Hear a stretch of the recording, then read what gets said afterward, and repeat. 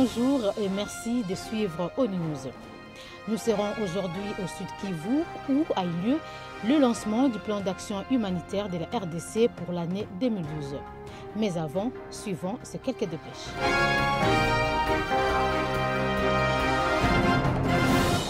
Comment recadrer ces interventions sur le terrain quand les besoins immédiats de la population changent?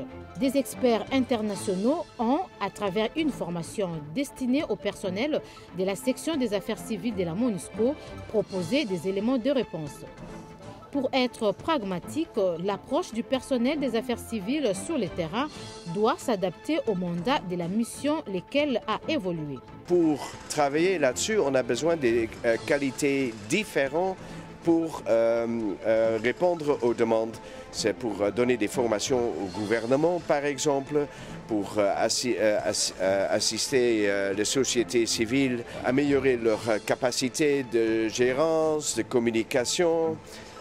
Toutes ces choses, on aimerait bien assister avec ça. Et pour donner ces services, on doit aussi former notre propre équipe pour être à jour dans la situation avec le pays.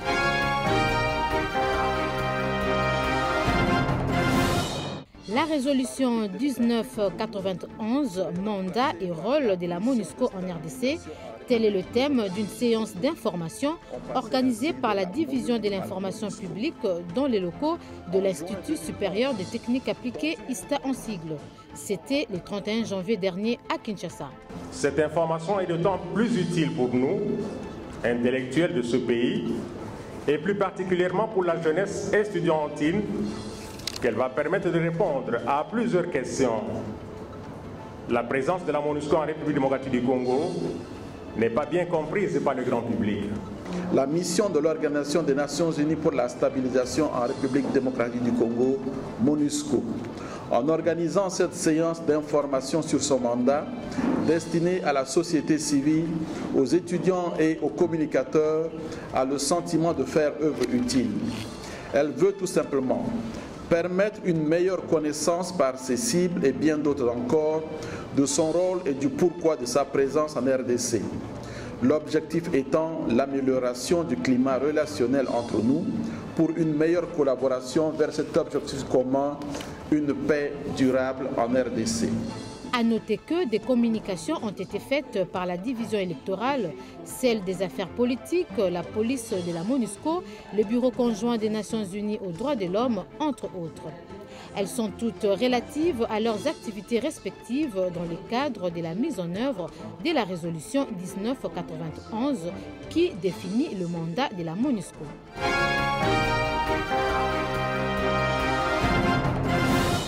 En novembre dernier, des opérations de rapatriement des réfugiés angolais en RDC ont été effectuées par les HCR. Plus de 2200 réfugiés sont rentrés chez eux depuis les provinces du Bas-Congo et du Katanga. C'est ce qu'a affirmé en substance Mme Céline Smith, porte-parole du HCR en RDC au cours de la conférence hebdomadaire de l'ONU. Elle a également annoncé le lancement dans le courant de ce mois de février d'une autre opération de rapatriement volontaire des réfugiés angolais vivant à Kinshasa. On peut rappeler qu'il y a actuellement 79 000 réfugiés angolais qui vivent en RDC et sur ces 79 000, 43 000 ont exprimé leur volonté de rentrer. Et nous travaillons avec les autorités congolaises, mais également avec les autorités de l'Angola pour permettre le retour de tous ceux qui souhaitent rentrer et ensuite leur réintégration en Angola.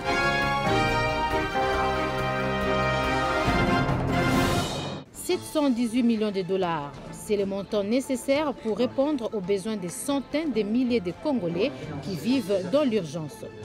L'appel dans ce sens a été lancé le 1er février 2012 à Bukavu lors de la cérémonie du lancement du plan d'action humanitaire de la RDC. Ce plan d'action humanitaire se décline en 4 objectifs stratégiques. Premièrement, renforcer la protection de la population civile dans les zones affectées par les conflits. 2. Réduire la morbidité et la mortalité au sein des populations affectées par les crises.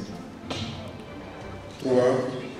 Améliorer les conditions de vie et réduire la vulnérabilité des personnes et communautés affectées par les crises. Et 4. restaurer les moyens de subsistance des communautés affectées sur la base de critères de vulnérabilité en concertation avec les autres structures de coordination. Ces gestes constituent pour nous un signe d'encouragement certain et nous mettent déjà confiance pour le financement de toutes les actions que nous aurons à déployer dans le cadre du plan d'action humanitaire 2012. La finalité est que le gouvernement de plus en plus planifie la pérennisation de certaines actions qui ont un impact sur le développement communautaire. Le plan d'action humanitaire 2012 représente la stratégie commune des organisations humanitaires pour répondre de manière coordonnée aux nombreux besoins des populations dont les vies et les moyens de subsistance ont été affectés par des conflits, des épidémies, des catastrophes naturelles ainsi que par l'indisponibilité des services sociaux de base. Une préoccupation régulièrement portée en attention par les acteurs humanitaires concerne, outre les restrictions logistiques et sécuritaires, les obstacles administratifs. Ces obstacles, vous en conviendrez, ont un impact négatif sur l'intervention des agences et des ONG humanitaires. Aussi, nous osons espérer qu'en 2012, avec le soutien des autorités nationales et provinciales, des solutions durables pourront être trouvées à cette question cruciale.